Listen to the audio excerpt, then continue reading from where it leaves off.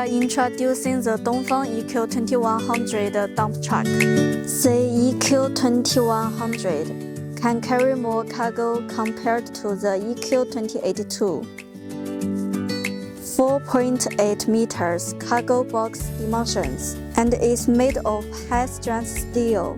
The car uses a double-level lifting device. Payload capacity 3,500 kilograms. Compared to ordinary cargo trucks, the cargo box is more sturdy.